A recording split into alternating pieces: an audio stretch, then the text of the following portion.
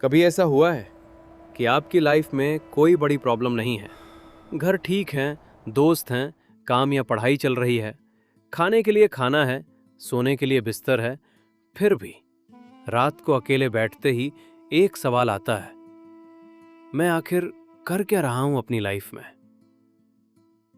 और सबसे अजीब बात, आपके पास इसका कोई क्लियर आंसर भी नहीं होता, आप बस लॉस्ट फील करते हो। लेकिन अगर मैं कहूं कि शायद आप लॉस्ट हैं ही नहीं, शायद आप पहली बार अपनी लाइफ को समझने की कोशिश कर रहे हो, और इस फीलिंग को समझने के लिए हमें आज की दुनिया से हजारों साल पीछे जाना पड़ेगा। एक ऐसे इंसान के पास जिसके पास सब कुछ था, फिर भी एक दिन उसे समझ नहीं आया अब मुझे करना क्या चाहिए। उसका नाम था अर्जुन। हमारी जनरेशन की सबसे स्ट्रेंज प्रॉब्लम शायद ये है कि हमारी लाइफ बाहर से जितनी नॉर्मल दिखती है, अंदर से उतनी ही कंफ्यूजिंग हो सकती है। सुबह अलार्म बजता है, फोन उठता है, मैसेजेस चेक होते हैं, इंस्टाग्राम खुलता है, किसी की नई जॉब लगी है, किसी ने विदेश की फोटो डाली है, किसी की शादी हो रही है, किसी ने नया बिजनेस शुरू कर दिया, और कोई अपने 21वें बर्थडे पर ही बता रहा है कि उसने लाइफ का पर्पस खोज लिया। और आप सोच रहे हो, भाई मुझे तो आज लंच में क्या खाना है ये डिसाइड करने में 20 मिनट लग गए। फिर फोन बंद होता है, रूम शांत हो जाता है, और वही पुराना सवाल वापस आता है, क्या मैं पीछे रह गया हूं? लेकिन यहां एक इंटरेस्टिंग बात है, साइकोलॉजी में मीनिंग को सिर्फ हैप्पीनेस से अलग देखा जाता है। रिसर्चर्स मीनिंग को ब्रॉडली 3 चीजों से जोड़ते हैं। कोहेरेंस यानी मेरी लाइफ मुझे समझ आती है, पर्पस यानी मुझे पता है मैं किस दिशा में जा रहा हूं, और मैटरिंग यानी मुझे लगता है कि मेरा होना एक्चुअली मायने रखता है। और शायद हमारी प्रॉब्लम हैप्पीनेस की कमी नहीं है, हम डायरेक्शन की कमी महसूस कर रहे हैं। लेकिन डायरेक्शन ढूंढना इतना मुश्किल क्यों हो गया? क्योंकि हम अपनी लाइफ से कंपेयर ही नहीं करते, हम कंपेयर करते हैं दूसरों की हाइलाइट से। आप सुबह उठते हो और बिना जाने किसी ऐसे इंसान से कंपेयर कर लेते हो जिसे आपने कभी पर्सनली मिला तक नहीं। उसका बेस्ट मोमेंट आपका ऑर्डिनरी मोमेंट बन जाता है, उसकी प्रमोशन आपकी इनसिक्योरिटी बन जाती है, उसकी रिलेशनशिप आपका लोनलीनेस बन जाती है, उसकी सक्सेस आपका फेलियर बन जाती है। और धीरे धीरे आप अपनी लाइफ को जीना कम और जज करना ज्यादा शुरू कर देते हो। मैं कितना आगे हूं, मैं कितना पीछे हूं, उसकी सैलरी कितनी है, मेरी क्यों नहीं, उसके इतने फॉलोअर्स कैसे हैं, मैं अभी तक क्या कर रहा हूं। और यहीं से एक डेंजरस इल्यूजन पैदा होता है कि हर कोई आगे जा रहा है, सिर्फ मैं ही रुका हुआ हूं। Research on social comparison suggests that comparing upward toward seemingly better off people on social media can be associated with poorer psychological outcomes. Although this does not mean social media alone causes those problems. लेकिन problem सिर्फ comparison की नहीं है, एक और चीज है, हम शायद अपनी ही लाइफ जीना भूल रहे हैं। स्कूल में हमें बताया गया, अच्छे मार्क्स लाओ, फिर कॉलेज, फिर डिग्री, फिर जॉब, फिर सैलरी, फिर प्रमोशन, फिर घर, फिर क्या? किसी ने ये नहीं पूछा कि तुम एक्चुअली चाहते क्या हो। हमने कई डिसीजंस इसलिए लिए क्योंकि सब लोग वही कर रहे थे। कई बार पेरेंट्स ने कहा, कई बार सोसाइटी ने कहा, कई बार फ्रेंड्स ने कहा, और कई बार हमने खुद से कहा, अभी ये कर लेता हूं, बाद में सोचेंगे। लेकिन वो बाद में कब प्रेजेंट बन गया पता ही नहीं चला। साइकोलॉजी में सेल्फ डिटर्मिनेशन थ्योरी एक यूजफुल फ्रेमवर्क देती है।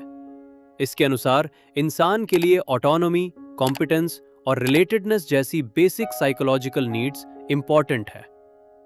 यानी अपनी चॉइसेस में ओनरशिप महसूस करना, केपेबल महसूस करना, और दूसरों से मीनिंगफुल कनेक्शन महसूस करना।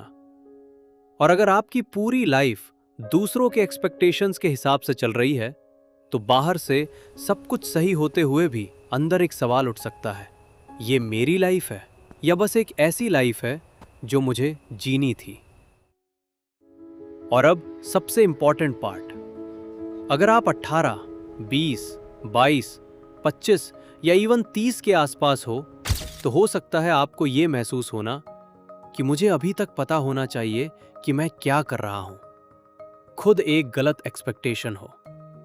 डेवलपमेंटल साइकोलॉजी में लेट टीन से 20s को एक ऐसा पीरियड माना गया है जिसमें आइडेंटिटी एक्सप्लोरेशन और लाइफ पॉसिबिलिटीज को लेकर काफी बदलाव हो सकते हैं।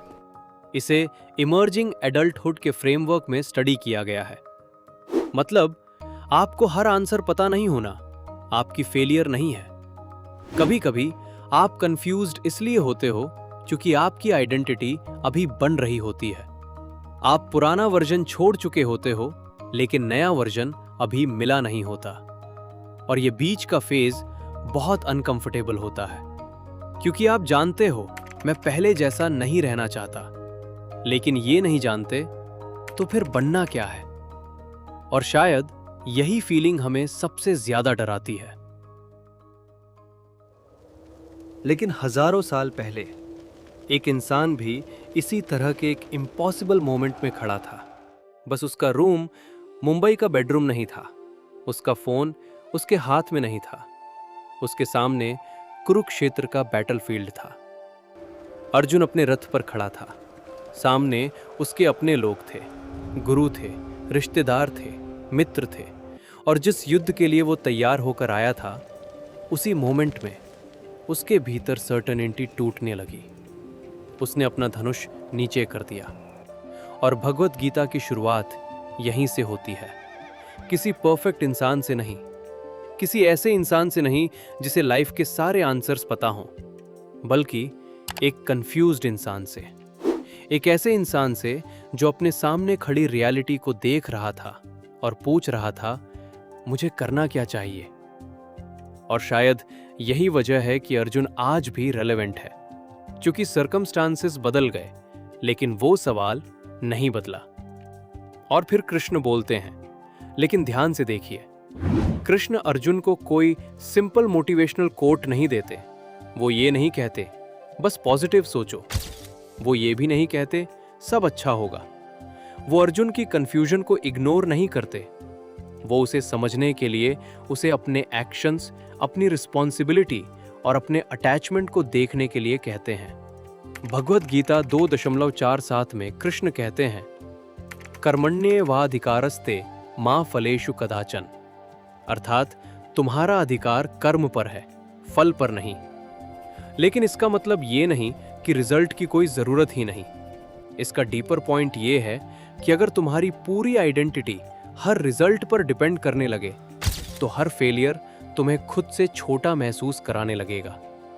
एक एग्जाम का रिजल्ट तुम्हारी वैल्यू बन जाएगा, एक जॉब रिजेक्शन तुम्हारी आइडेंटिटी बन जाएगा, एक फेल्ड रिलेशनशिप तुम्हें लगेगा शायद मुझ में ही कुछ गलत है, और फिर तुम एक्शन लेना बंद कर देते हो क्योंकि रिजल्ट की फियर एक्शन से बड़ी हो जाती है। इसीलिए उसी वर्स में इन एक्शन से अटैचमेंट न रखने की बात भी आती है। मतलब करना बंद मत करो, बस अपनी पूरी पहचान रिजल्ट के हाथ में मत दे दो। और शायद यही वो पॉइंट है जहां मॉडर्न लाइफ और अर्जुन की स्टोरी एक दूसरे से मिलती है। हम सोचते हैं जब मुझे अपना पर्पस मिल जाएगा तब मैं शुरू करूंगा, जब परफेक्ट करियर मिलेगा तब खुश रहूंगा, जब पैसा आएगा तब पीसफुल रहूंगा, जब रिलेशनशिप मिलेगा तब कंप्लीट फील करूंगा, जब लोग मुझे रिकॉग्नाइज करेंगे तब लगेगा कि मैं कुछ हूं। लेकिन शायद लाइफ हमेशा ऐसे काम नहीं करती। कई बार क्लैरिटी एक्शन के बाद आती है। पहले कदम उठता है, फिर रास्ता समझ आता है। पहले एक्सपीरियंस होता है, फिर आइडेंटिटी बनती है। पहले हम कुछ करते हैं, फिर हमें पता चलता है शायद मैं इसी चीज के लिए बना हूं।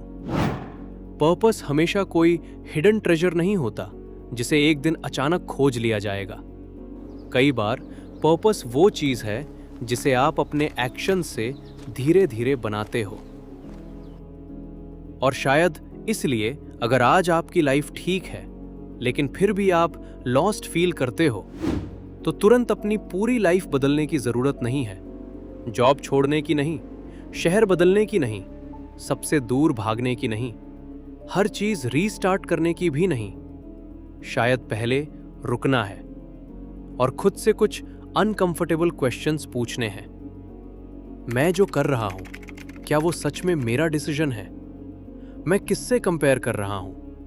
अगर कोई मुझे जज नहीं करता तो मैं क्या चुनता? और जिस चीज के पीछे मैं भाग रहा हूं, क्या मुझे सच में वही चाहिए? क्योंकि हो सकता है आपको पूरी जिंदगी का आंसर आज नहीं चाहिए, आपको बस अगला सही कदम चाहिए। और गीता का एक बहुत खूबसूरत मोमेंट पूरी कहानी के अंत में आता है। कृष्ण अर्जुन को अपनी बात समझाने के बाद ये नहीं कहते अब वही करो जो मैंने कहा। वो कहते हैं विमृश्येत दशेषेण यथेच्छसि तथा कुरु। अर्थात इस सब पर पूरी तरह विचार करने के बाद जैसा तुम्हें उचित लगे वैसा करो। शायद यही सबसे पावरफुल बात है, क्योंकि कृष्ण अर्जुन को एक रेडीमेड लाइफ नहीं देते, वो उसे क्लैरिटी देते हैं और फिर चॉइस वापस उसी को दे देते हैं। तो अगर आज तुम्हारी जिंदगी बाहर से बिल्कुल ठीक दिखती है, लेकिन अंदर से तुम पूछ रहे हो मैं आखिर जा कहाँ रहा हूं, तो शायद तुम टूटे हुए नहीं हो, शायद तुम पीछे नहीं हो, शायद तुम लॉस्ट भी नहीं हो। शायद तुम पहली बार ये तय कर रहे हो कि आगे का रास्ता दूसरों ने नहीं, तुमने चुनना है। और शायद खुद को ढूंढने का रास्ता किसी एक दिन अचानक नहीं मिलता, वो हर उस छोटे डिसीजन से बनता है जो पहली बार सच में तुम्हारा होता है। क्योंकि कभी कभी रास्ता खो जाना और खुद को खोजने के रास्ते पर होना बाहर से बिल्कुल एक जैसा दिखता है।